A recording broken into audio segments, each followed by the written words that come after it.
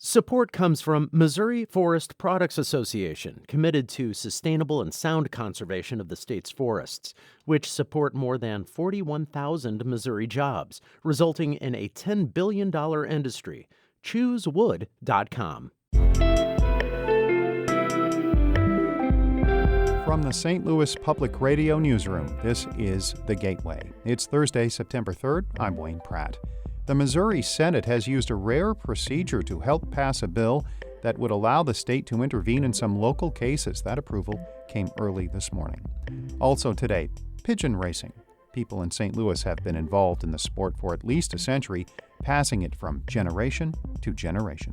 You can actually stand up to about 10 feet away from the trailer, and you can feel the wind and the movement from the birds flying out of the trailer. It's almost like a helicopter taking off. You can feel the downforce from all the birds flapping. St. Louis Public Radio's Shayla Farzan will have that story in just a few minutes. Well, a long day at the Missouri State Capitol wrapped up early this morning with the Senate passing a bill that would give the Attorney General authority to intervene in murder cases in St. Louis. Supporters came up with a rarely used tactic to force a vote on the controversial proposal. The measure now heads to the House. The St. Louis Post-Dispatch reports members of that chamber do not have to take up the Senate bill. Also yesterday in Jefferson City, a bill to remove residency requirements for St. Louis police officers and another creating a witness protection fund received final approval. They now head to the governor.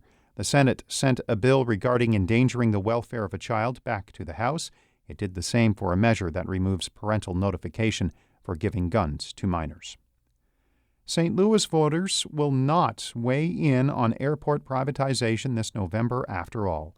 As St. Louis Public Radio's Corinne Ruff reports, a group pushing to lease the city's airport is asking the Board of Elections to take its petition off the ballot. For months, proponents of airport privatization have pushed leasing St. Louis Lambert International Airport as the answer to many of the cash-strapped city's problems. But the group behind the ballot initiative says now isn't the time. Economic uncertainty has lowered the airport's valuation, and the issue has become divisive. Josie Grillis, an activist with STL Not for Sale, says that's a big win for her organization and other labor groups that have voiced opposition to the issue. What it tells us is what STL Not for Sale has been saying all along, that this is really a project that is only pushed by a few special interests, that it doesn't serve the needs of St. Louisans. But Grillis says there's still money to be made off the airport, and she expects the issue to resurface. I'm Corinne Ruff, St. Louis Public Radio. St. Louis health officials are worried a spike in flu cases this year could lead to hospitals having more patients than they could handle. The flu combined with coronavirus could put those hospitals over capacity limits. Spring Schmidt is the acting co-director of the St. Louis County Department of Public Health. So we are concerned this year since there are so many overlapping symptoms between COVID and the flu. Schmidt says people will need to get a flu shot as early as possible this year to prevent getting sick. Health departments in Franklin, Jefferson, and St. Charles counties are counting on school districts to track how coronavirus is spreading. In-person classes started late last month. Nurses and administrators try to determine who students came into contact with if they test positive.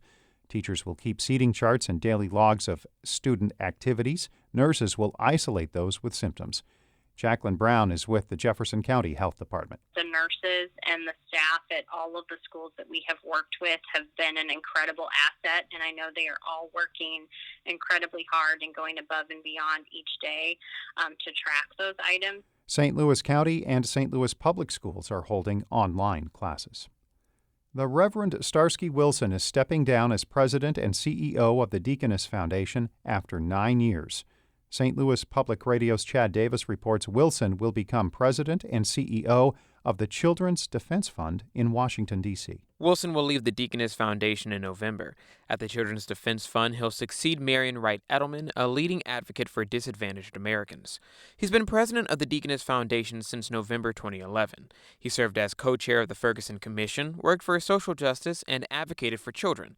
Wilson says he's ready to lead the Children's Defense Fund, but he's also excited to see where the Deaconess Foundation goes next. I have every confidence that with the partnerships we've got, with the board that we've got and the staff we've got, the next leader will be set up for remarkable success. The Deaconess Foundation Board plans a national search for its next leader. Wilson will start his new job in December. I'm Chad Davis, St. Louis Public Radio.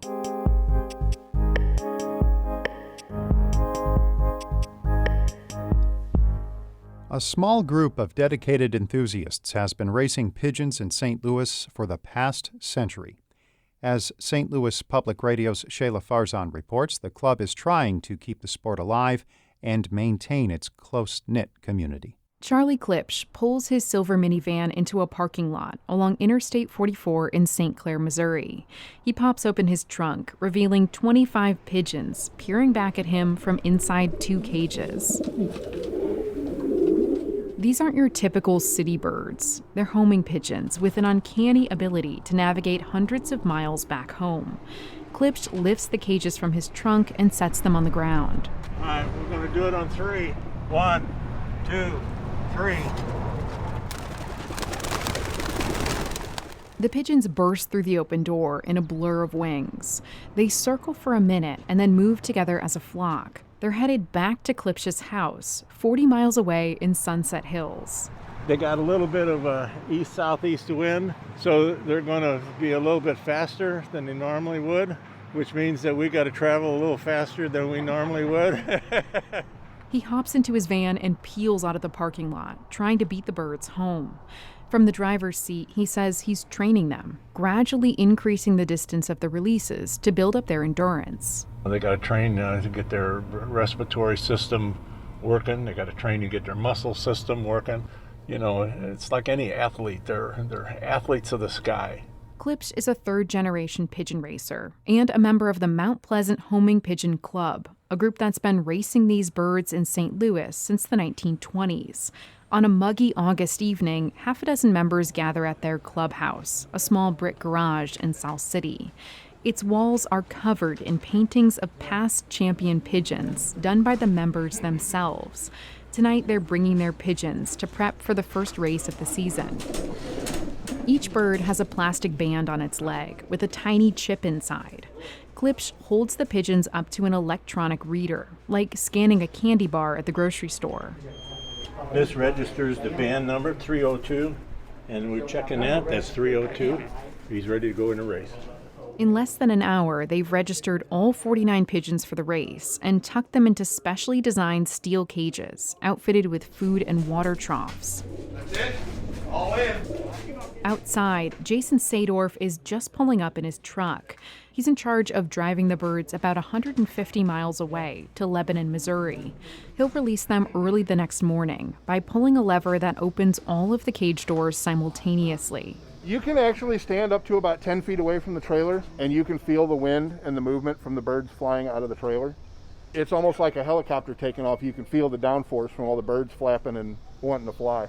The birds will all fly back to their individual homes, where they'll be scanned to make note of their exact arrival time. That way, the racers can figure out which pigeons flew the fastest. Club member Kevin Sweeney says this group is passionate about pigeons, but there's more to it than that. They're friends who like to spend time together, even if they sometimes disagree.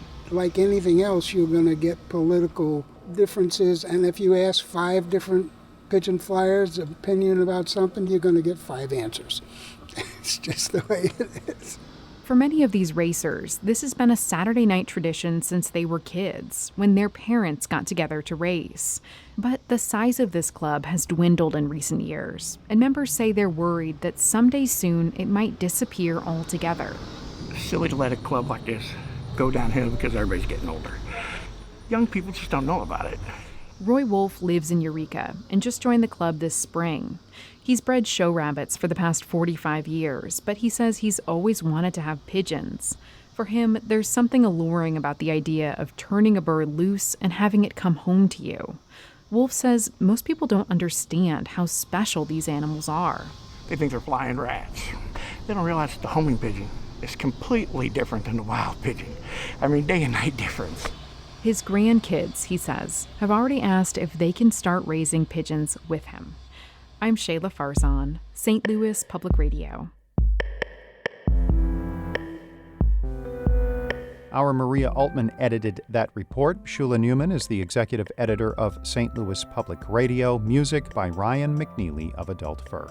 I'm Wayne Pratt. From the St. Louis Public Radio Newsroom, this has been The Gateway.